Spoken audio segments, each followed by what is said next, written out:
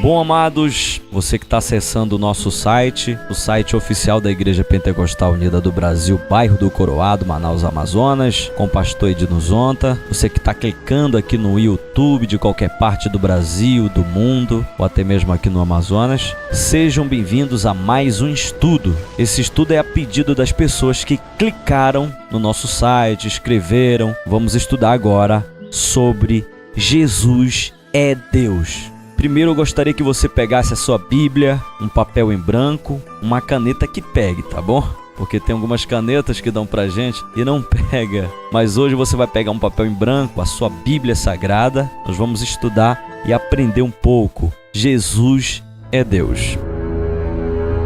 Amados, a paz do Senhor, graça e paz, shalom. Deus se manifestou como Pai na criação, entenda isso. Como Filho na redenção. A redenção implica na libertação mediante o pagamento de um resgate, olha só. E como Espírito Santo na regeneração. A regeneração é o ato de Deus que concede vida espiritual ao pecador arrependido, tá bom, gente? Quando ele recebe o Senhor Jesus Cristo. Veja em Tito 3:5. Pegue sua Bíblia em Tito 3:5. Assim agiu Deus sem deixar de ser único. O exemplo da água em seus estados líquido, sólido e gasoso. Preste atenção. Para melhor compreensão de tudo isso do leitor, você que está na escuta, sobre a unicidade de Deus, tomamos a liberdade de usar a água e fazer uma breve comparação, tá bom? A água passa por diversos estágios sem deixar de ser água, sem perder elementos essenciais. A água sai do seu estado líquido e muda para o estado sólido e vira gelo. A partir do momento que começa a descongelar, volta ao estado líquido novamente. Quando a água evapora, vai para o estado gasoso e depois, pela chuva, retorna ao seu estado líquido, correto? Podemos aí concluir com este simples exemplo que a água passou por todas estas transformações e permaneceu na sua essência. Mesmo passando por vários estágios, continua sendo a mesma água.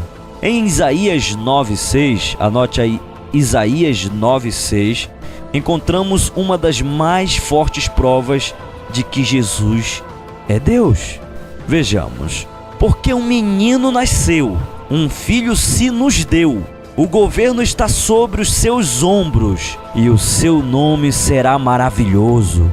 Conselheiro, Deus forte, Pai da eternidade, Príncipe da paz. Os termos menino e filho se referem à manifestação do Todo-Poderoso.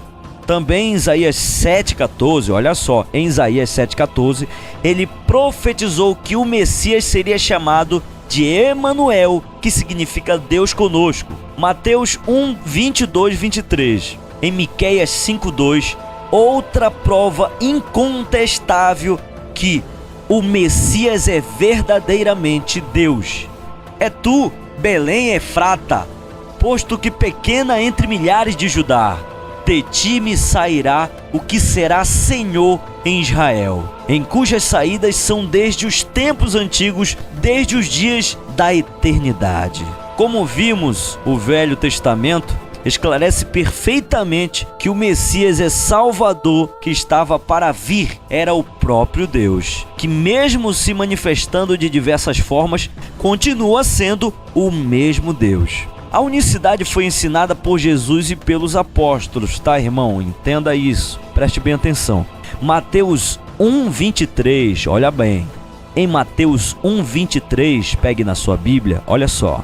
Eis que a virgem conceberá e dará à luz um filho, e chamá-lo-ão pelo nome de Emanuel, que traduzido é Deus conosco. Lucas 2:11. Pois na cidade de Davi vos nasceu hoje o Salvador, que é Cristo, o Senhor. João 10:30. Eu e o Pai somos um. Jesus ensinava afirmando seu próprio Deus e que Deus só podia ser visto através dele. João 10:30, João 14:6-10, João 20:28. Tomé respondeu e disse: Senhor meu e Deus meu. Atos 20:28. Olhai, pois, por vós e por todo o rebanho sobre que o Espírito Santo vos constituiu bispos, para apacentar a igreja de Deus, que ele resgatou com o seu próprio sangue. Romanos 3:30. Visto que Deus é um só, que justifica pela fé. 1 Coríntios 8:4. E que não há outro Deus, senão um só. 1 Coríntios 8:6. 1 Coríntios 8:6. Todavia para nós há um só Deus. Gálatas 3:20. Mas Deus é um. Efésios 4:6. Um só Deus e Pai de todos, o qual é sobre todos e por todos é em todos. 1 Timóteo 2:5. Porque há um só Deus e um só mediador entre Deus e os homens, Jesus Cristo, homem. Hebreus 13:8. Jesus Cristo é o mesmo ontem e hoje e eternamente. Olha em Tiago 2:19. Tu crês que há um só Deus, fazes bem, os demônios o creem e estremecem. João 5:20. Em seu Filho Jesus Cristo, este é o verdadeiro Deus e a vida eterna. Judas 1:4. Olha como tem um monte, gente, preste atenção. Judas 1:4. E negam a Deus, único dominador e Senhor nosso, Jesus Cristo. Apocalipse 1:8. Eu sou o Alfa e o Ômega, o princípio e o fim, diz o Senhor, que é e que era e que há de vir, o Todo-Poderoso. Olha que mensagem linda, gente. Em Apocalipse, lá na frente, Apocalipse 22:13, diz assim: Eu sou o Alfa e o Ômega, o princípio e o fim, o primeiro e o derradeiro. Apocalipse 22:16. Eu sou Jesus, enviei o meu anjo para vos testificar estas coisas nas igrejas. Eu sou a raiz e a geração de Davi, a resplandecente estrela da manhã. Olha que lindo, né, gente? Esta mensagem chegou até a nós. Agora temos a responsabilidade de fazê-la conhecida. O nosso Deus é o único e não há outro. Entenda isso, irmãos. Deus se fez carne. Como Deus se fez carne?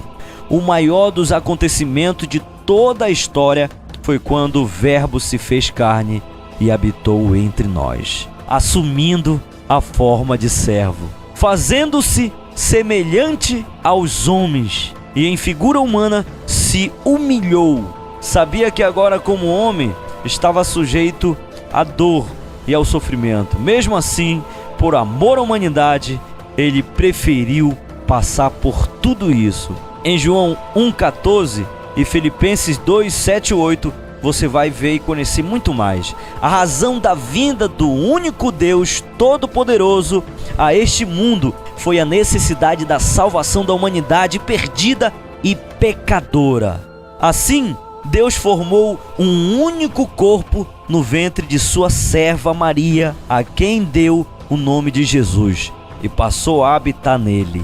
Isto concorda plenamente com a carta de Paulo aos Colossenses, quando diz: porque nele habita corporalmente toda a plenitude da divindade. E esclarece aos Coríntios: isto é, Deus estava em Cristo, reconciliando contigo o mundo, não lhes é imputado aos seus pecados, e pôs em nós a palavra da reconciliação. Mateus 1:21, Colossenses 2:9, 2 Coríntios 5:19. Deus tem os seus meios, formar um corpo dentro do ventre de Maria. Não seria nada difícil para ele, pois ele mesmo formou Adão do pó da terra e Eva da costela de Adão. Olha que lindo, né, amados? Vamos falar agora sobre a expressão Filho de Deus, amados.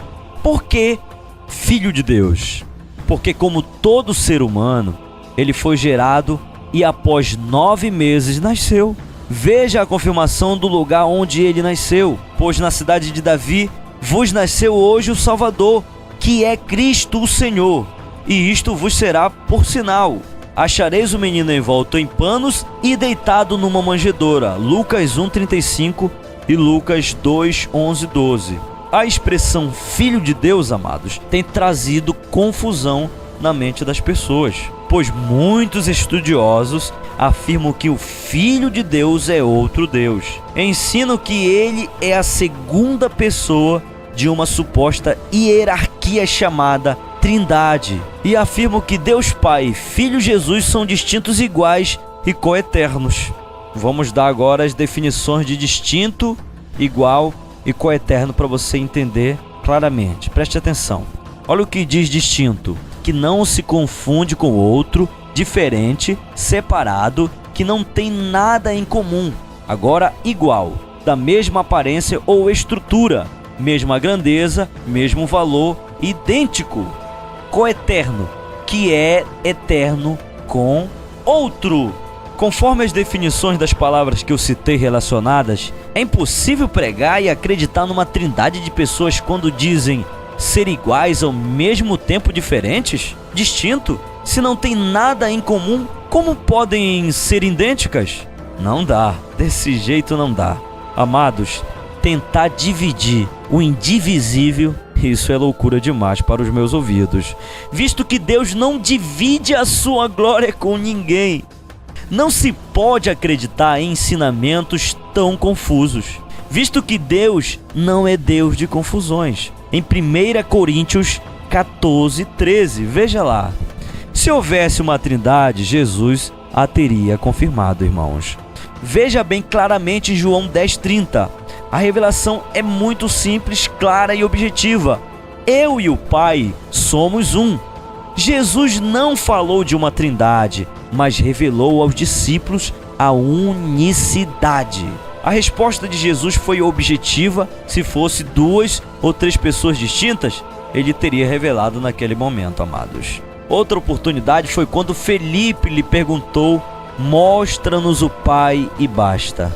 Estou há tanto tempo convosco e não me tendes conhecido? Olha que legal. Quem vê a mim, vê o Pai. E como dizes tu, mostra-nos o Pai? Se houvesse outros além dele, digo novamente, ele os teria revelado. Pois a pergunta de Filipe foi sincera. Ele realmente não sabia quem era o Pai, mesmo estando com ele todo dia, acompanhando-o nas sinagogas, entrando e saindo das aldeias e vilarejos, tanto tempo juntos.